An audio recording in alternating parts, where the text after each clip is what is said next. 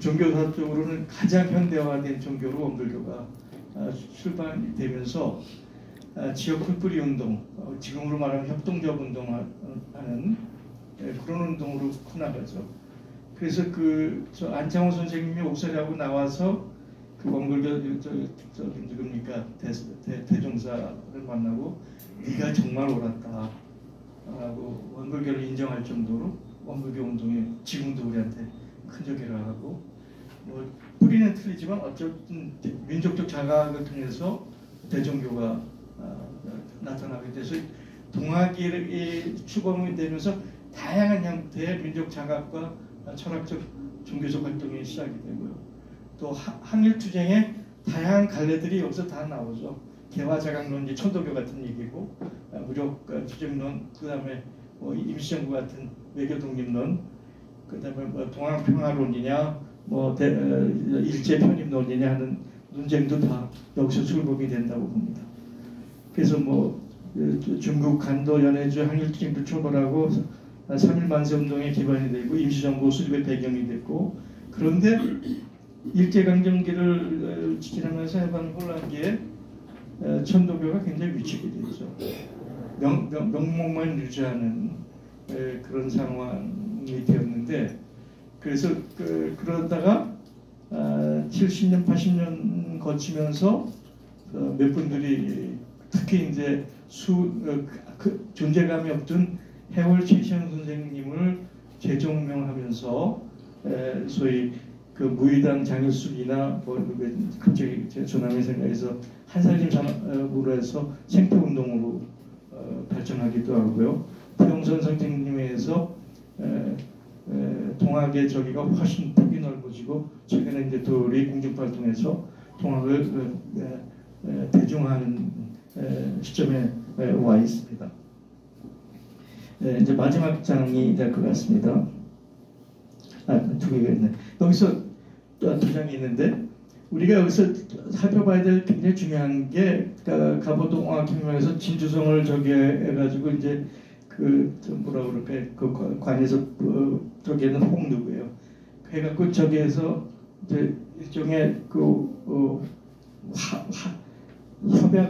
화해 협약이라고 그럴까요? 휴전을 해가지고 생긴 게 직강서죠. 아마 인류 역사에서 이 직강서라는 형태가 우리나라 말고 다른 데 어디 있었는지 잘 모르겠어요. 그 전문가들이 뭐 일시적으로 파리꺼민에도 있었을지 모르겠어요. 근데 이건 관과 민이 같이 공동으로 말하자면 가버넌스를 했던 거잖아요. 그게 12가지 내용이 있는데 하나같이 기가 막혀요. 여기 내가 다 읽기는 너무 많죠. 그런데 여기서 뭐 중요한 거가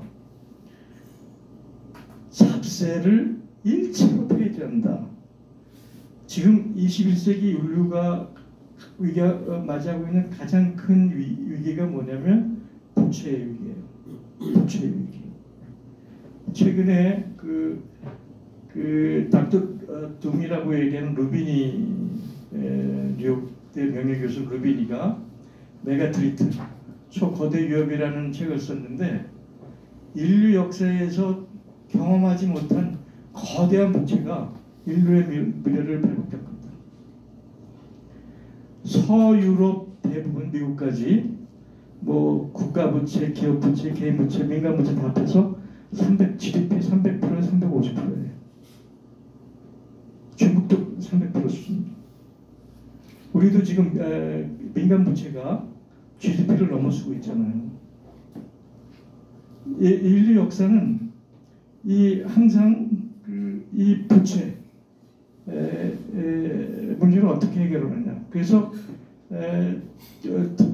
중동의 역사도 그렇고 끊임없이 부채를 탕감해가는 과정이에요. 기독교에도 나오죠.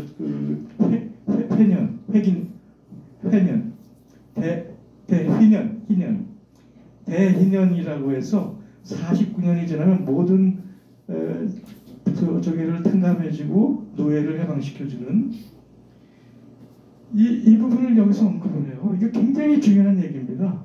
그 다음에 불을 만들어내는 그 원천인 토지를 평균으로 분석하자. 이게 현대적 용어로 하면 기본소득과 기본자산을 하자는 얘기였어요. 19세기 말에 동학이 직강조를 통해서 우리 현재 가지고 있는 가장 근본적인 문제, 부채의 문제, 기본소득과 기본자산의 문제를 이미 거론했던 거예요. 이것이 현재 우리한테 가르쳐주는 가장 중요한 암시.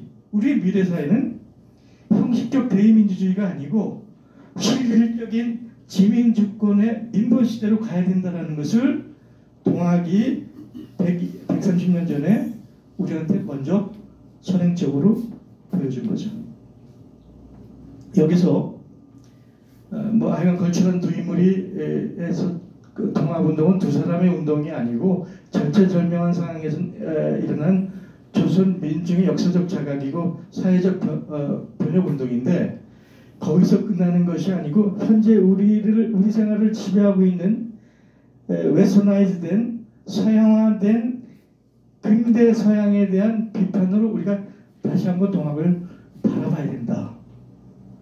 이거를 도울도 약간 얘기했는데 누구도 이렇게 정확히 정리를 안 했는데 제가 뭐라 그럴까 해봤습니다. 근데 제가 이게 옳은 건 아니에요. 문제제기 한번 시도해 본 거고 이 문제에선 많은 반론도 있고 수정도 있고 보완이 있어야 된다고 합니다.